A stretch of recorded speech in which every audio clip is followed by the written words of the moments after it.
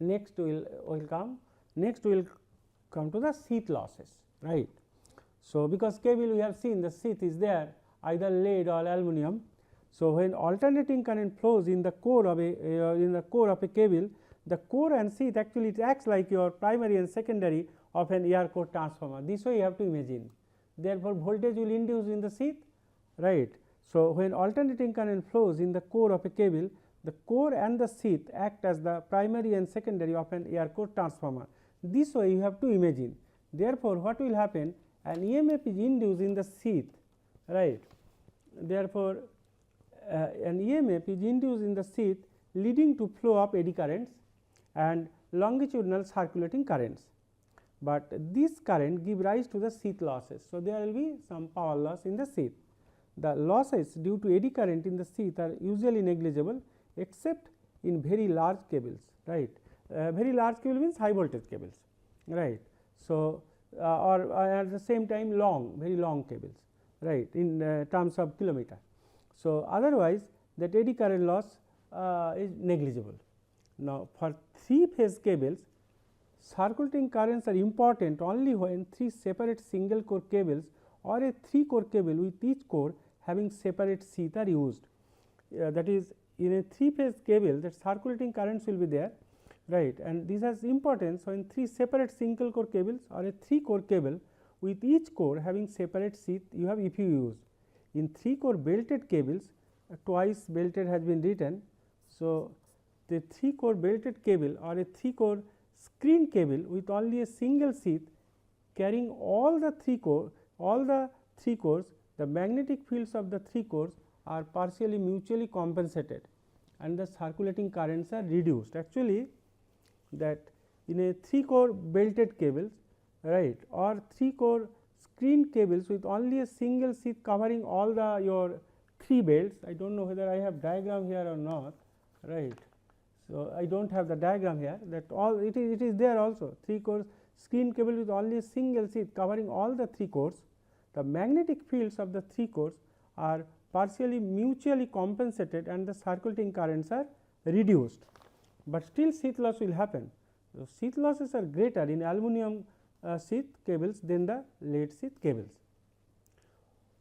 Now, when the sheaths of the 3 single core cables are not bonded or bonded at one end only, circulating currents cannot flow, but induced voltage appear between the sheath and another.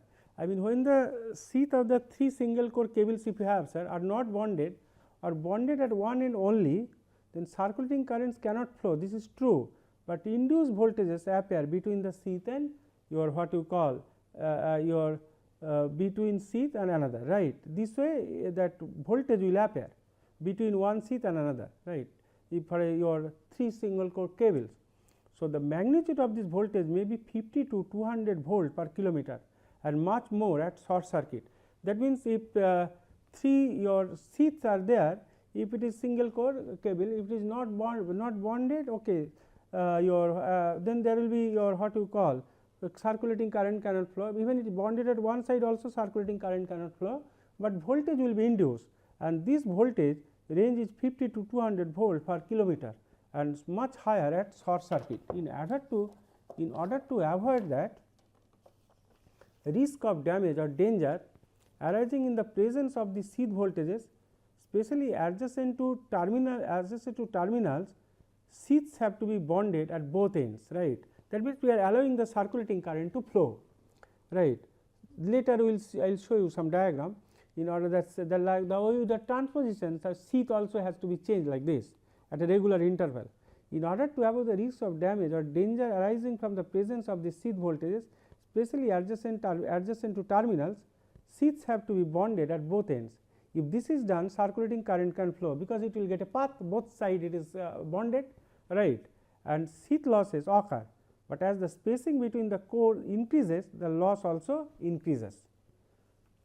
So, methods of cross band bonding at joints are used, by which circulating current sheath losses can be virtually eliminated and the inter sheath voltages kept small, right. So, how they are doing it, I will come to that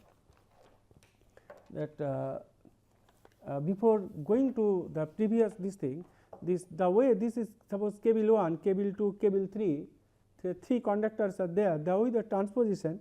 So, cross bonding of cable sheath, these are actually sheath, this dash green dash lines are the sheath. So, the way we do the transposition here also, after some time it will take the position here, it will take the position here, for this one also it will take position here, it will take position here, when it will come there it will take the position here and it will take the position of this thing, right.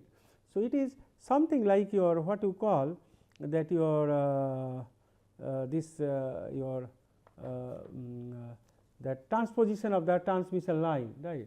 That way it is done.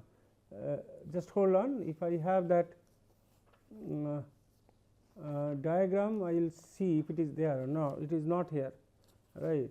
But anyway, so this kind of your what you call this kind of your regular interval, this changing is possible. Then what will happen, circulating current will almost be mainly eliminated, right. So, cross bonding implies a transposition method involving systematic interruption and cross connection of sheath at each interruption, right. So, this way things are done. The sheath of conductor 1, here diagram is here, sheath of conductor 1, this is the conductor 1, cable 1, sheath of conductor 1 connected to conductor 2, then sheath of conductor 2, that is the sheath of connected to conductor your 3, and sheath of conductor 3 connected to conductor 1, the way at regular interval, right, at suitable intervals, So, this way circulating current can be minimized. Since the sheath voltage is equal, say that sheath voltages are equal and displaced by 120 degree for balance load, the circulating currents are eliminated. It is a balance we are assuming.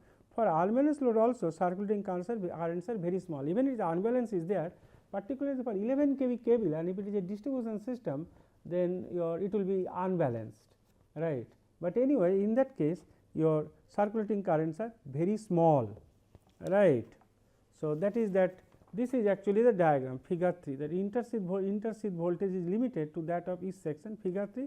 So, this is a cross bonding, Next is armor is there in the cable.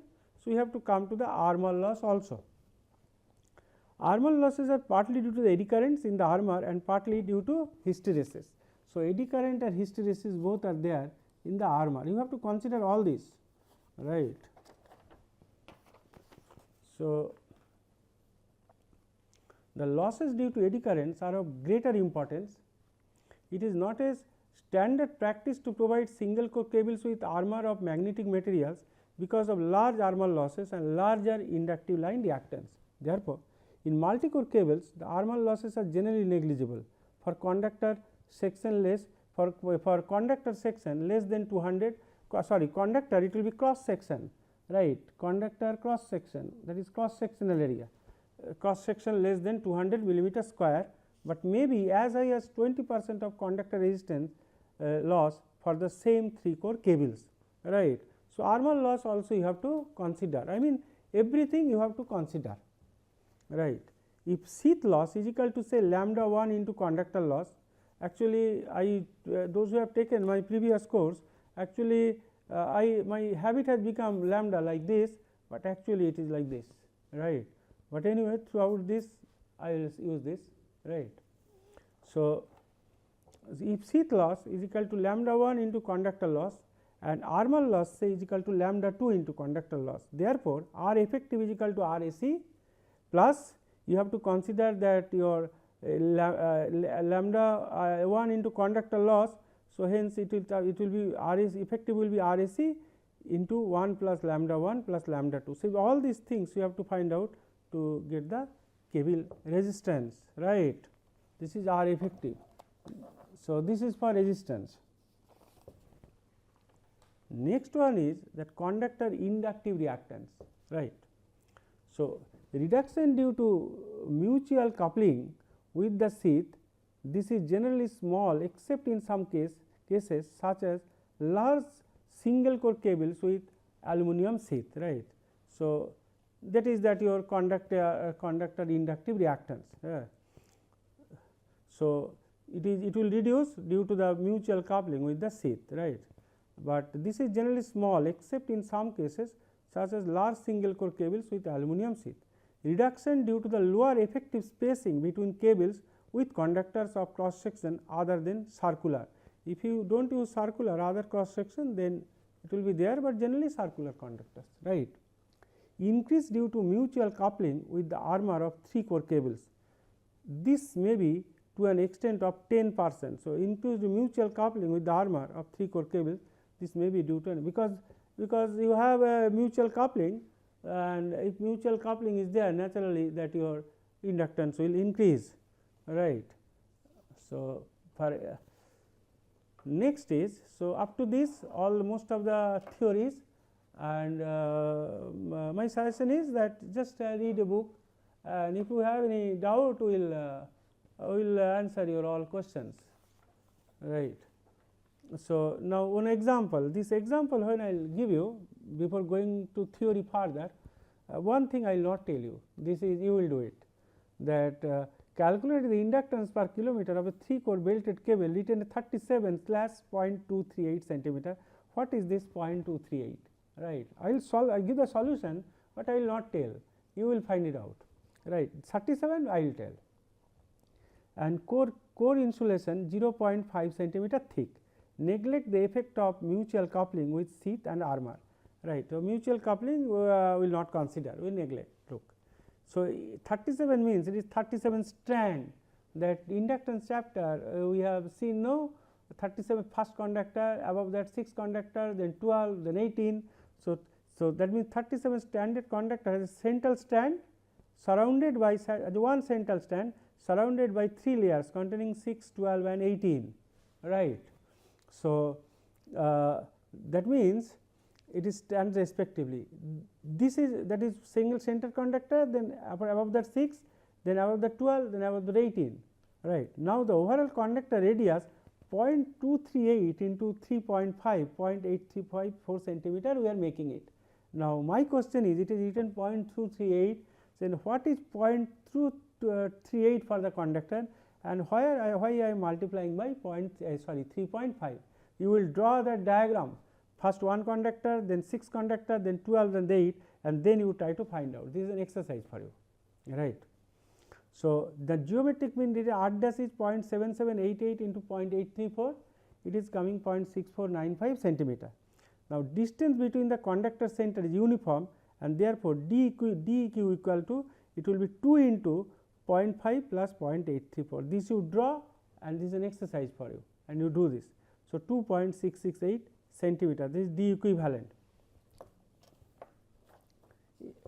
In the power system analysis course, many students directly send to the mail that regarding divided clarification, but I think I have answered to everyone, right, and maybe just next day I have given the answer to all their questions, right.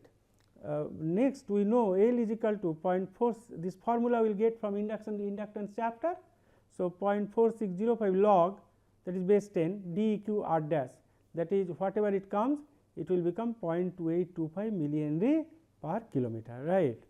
Next, numericals will come later. Next, let us come to the your what you call inch parameters of single core cable. So, insulation resistance we have to find out, look how it is. Now, this is figure 4, this I have taken from a book instead of drawing it. So, this is the conductor and this is the sheath, whatever it is. So, the single core cable of conductor radius r, its radius is r, the cable has a sheath of inside radius r. So, this is capital R, inside radius is capital R, right. The insulation resistance dr, d capital R ins, that is the suffix insulation stand for drns of an annulus of thickness dx at radius x is. So, we are considering at a distance x, its annular ring of thickness dx, right. The way you are doing for your what you call for your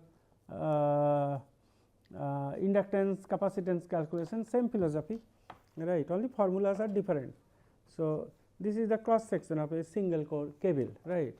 Therefore, we can write we know that therefore, dr insulation is equal to rho, right, into dx divided by 2 pi x ohm per meter. This is say equation 1, right. Rho is the resistivity of the insulating material in ohm meter, right. The insulation resistance can be given as limit your small r to capital R, this is your small r to capital R. Therefore, your R insulation integration R to R rho upon 2 pi then dx upon x. So, R insulation is rho upon 2 pi ln capital R by small r, this is equation 2. If the cable has a length of L meter, then insulation resistance is rho upon 2 pi ln R by R ohm, because if you think the dimension wise, this is actually ohm meter, right. So, rho is the resistivity of the insulating material in ohm meter. So, dx is meter, dx in meter, part pi is dimensionless. So, rho is ohm meter. So, it is ohm meter.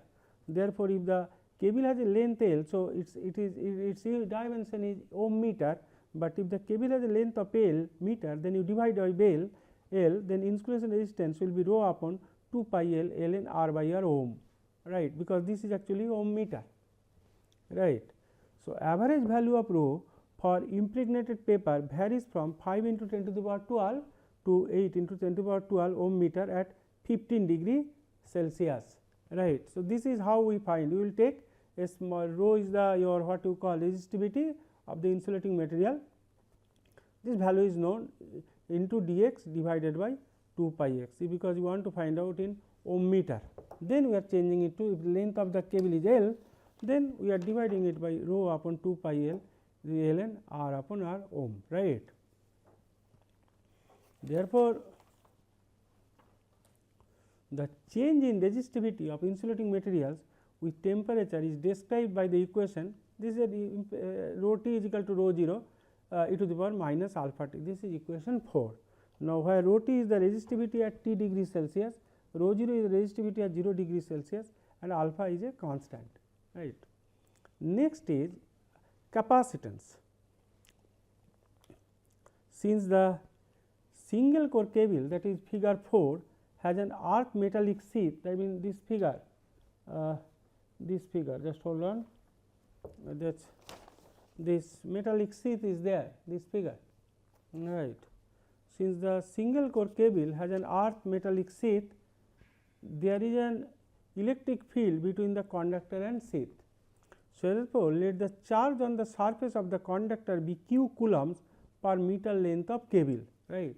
So, let the we are assuming the charge on the surface of the conductor q coulomb per meter length of the cable, then what will be the electric flux?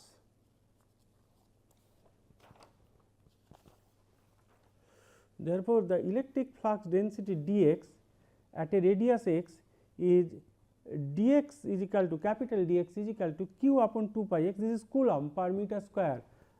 This is C I have written, actually it is coulomb per meter square, right.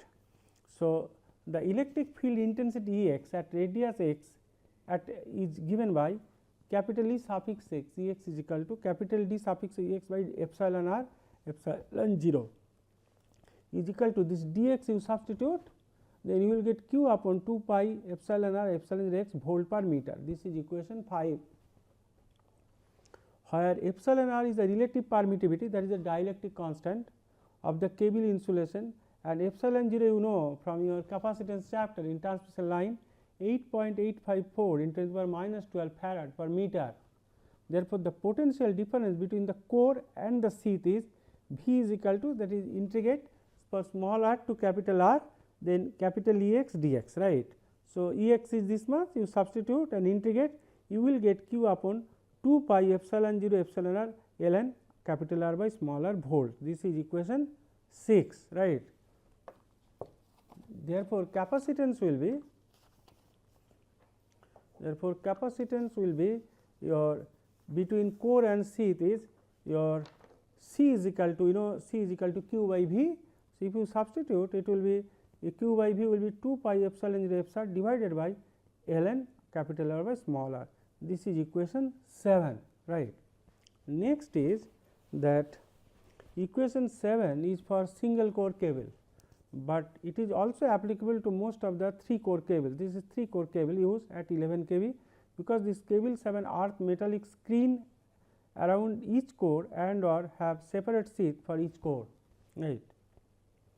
If the conductor is not circular, the radius r may be taken as 1 upon 2 pi into actual periphery, right. Just you will take the arc actually, right. So, into actual periphery.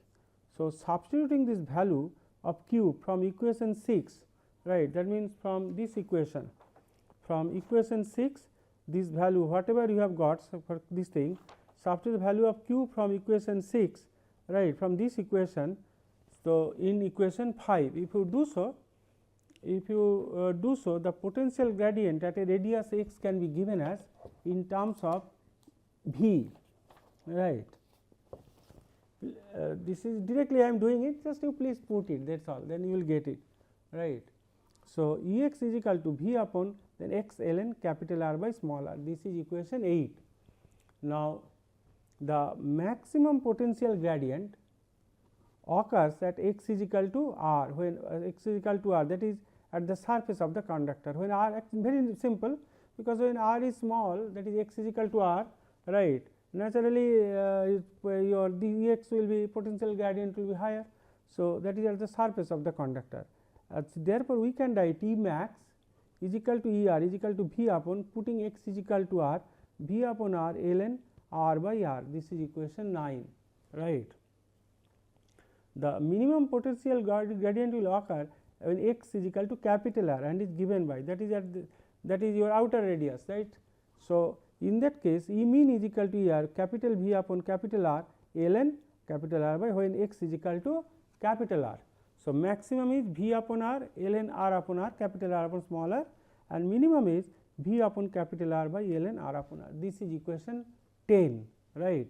So, from equation now what you do, you divide equation 9 by equation 10, that is ratio you take, that E max by E mean, right. If you do so, then you will get the same thing, E max by E mean is equal to capital R I small r, right. Therefore, this above analysis assumes that the conductor is perfectly circular. We have assumed this analysis circular conductor, standing of the conductor increases E max by about 20%, right. And for a given value of V and capital R, there is a certain value of R which gives a minimum value of E max, right. For a given value of V and capital R, there is a certain value of R which gives a minimum value of, that means that means you have to find out a relationship between capital R and small r. R is of course given, V is also given, right. So, equation 9 shows that E max is minimum when R ln R by R is maximum, that means this one, right. This E max will be minimum when R ln R upon R is maximum, right.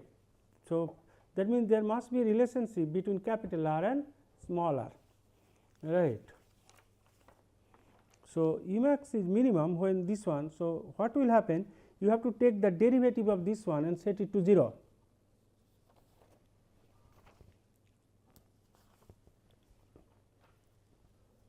So, this happens when DDR in of R ln capital R or small r is equal to 0. You take the derivative and simplify, you will get capital R is equal to 2.718, that is your small r, right.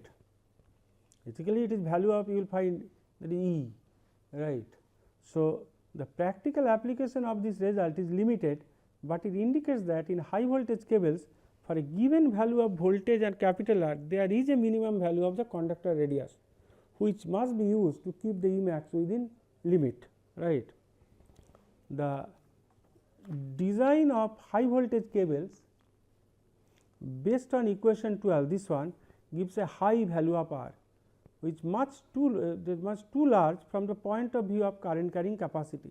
That means, this your what you call that for you I have to choose very high value of R, that is much too large from the point of a current carrying capacity. So, this formula, this is mathematics, but in reality it is not used actually, right, but you have some ideas, right. So, method like using stranded conductors around a central core of heme and using a central lead tube instead of heme PTC have been suggested to increase the value of R so that Emax is low. However, it may be noted that the variation of Emax with R is not large. When R changes from 0.5 R to 0.25 R, Emax changes just by about 6%, right. But some ideas you have regarding this Emax, minimum value of Emax, right.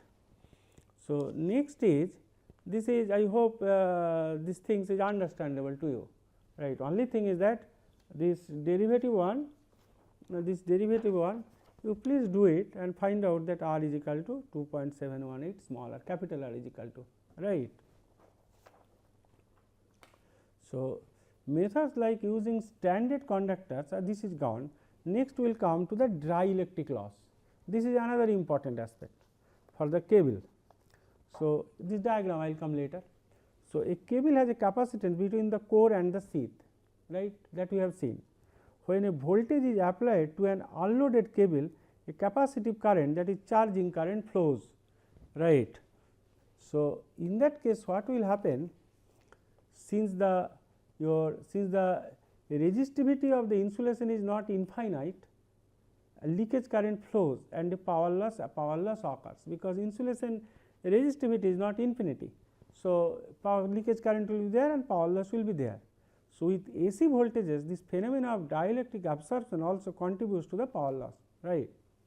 So, thus a cable behaves as an imperfect capacitor and the total current under unloaded conditions leads the voltage not by 90 degree, but by an angle 90 degree minus delta. That means, it has some your what you call, it is not a pure capacitor, but it has some imperfect capacitor we call, because losses occurs, that dielectric absorption, right, also contribute to the power loss.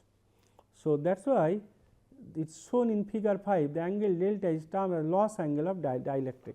That means, this is your current say and this is your voltage, and this is that phase angle between current and voltage is phi, right. So, this delta is equal to 90 degree minus phi, and delta we call that loss angle, right. This is actually phasor diagram of imperfect capacitor. Otherwise, current and voltage should have been 90 degree, current leading the voltage 90 degree, but in this case as your losses occur, that is dielectric loss, that is why this is called loss angle delta, right. So, it is current and voltage, it is not 90 degree. So, and phase angle between current and voltage, that is phi, and delta is equal to 90 degree minus phi, and this is called actually loss angle, right. It is termed as a loss angle of dielectric. Now, the dielectric loss, generally we know formula P d is equal to V I cos phi, because this is my voltage, this is current, and angle between this is phi. So, it is V I cos phi, and phi is and your what you call, and your phi is equal to 90 degree minus delta, phi is equal to 90 degree minus delta, right. So, it is cos 90 degree minus delta. So, it is V I sin delta. Therefore, P d is equal to, and your I is equal to omega c, I is equal to omega c V, no, that is why omega c V square is coming. So, basically your I is equal to omega c into V, right.